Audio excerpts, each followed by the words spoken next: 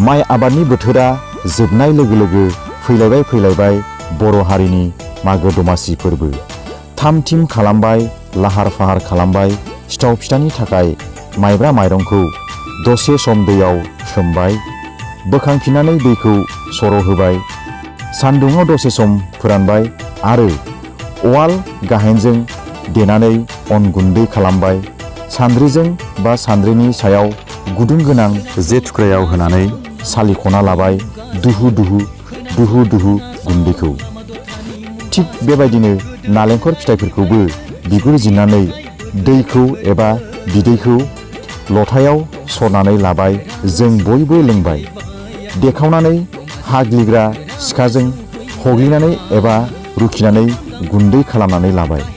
लोगो लोगो नालेंखर रुखिनाय एबा हग्लिनायजों गुर मेथाइ बा सिनि लागायनानै बा गलायनानै एवनाय गोदै नालेंखर गुन्दै एबा सिबिं एवनानै देग्लिनाय गुन्दैजों गुर मेथाइ बा सिनि गलायदेरनानै बानायनाय गोदै सिबिं, जायखौ अन गुन्दैजों सिथाव गोलाव बाब्रिखब सावनायाव होफानानै सिथाव फिथाखौ जानायाव जोबोर गोथाव आरो खुगायाव गोनां खालामो।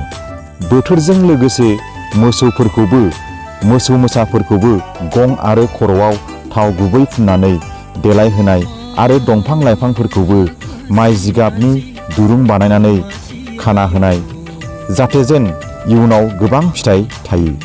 रोजा रोजा बर' गामिफोराव, दाब बर' गामिफोराव रायजो राजाफोरा ज'यै माइ जिगाबनि न' बानायनानै बेलागुर जानाय न' लुनानै आरो माइहुं हुंनानै रंजा बाजा गाजा गोमजा सिथाव फिथा, बेदर आखाइ, जौ ओंखाम जानाय लोंनाय फालिनाय फोरबो।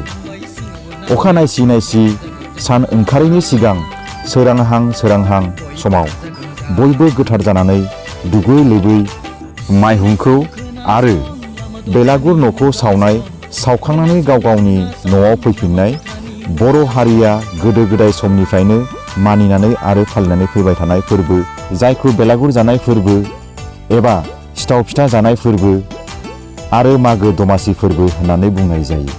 नोंथांमोना बे मागो दमासिनि गुसुं भिडिअखौ जुदि मोजां नांब्ला लाइक खालामदो, शेयार खालामदो आरो चेनेलखौ साबस्क्राइब खालामनो दाबाव। आं बेखौनो नोंथांमोननिसिम गुरै खालामनो थाबाय। गोजोन्थों।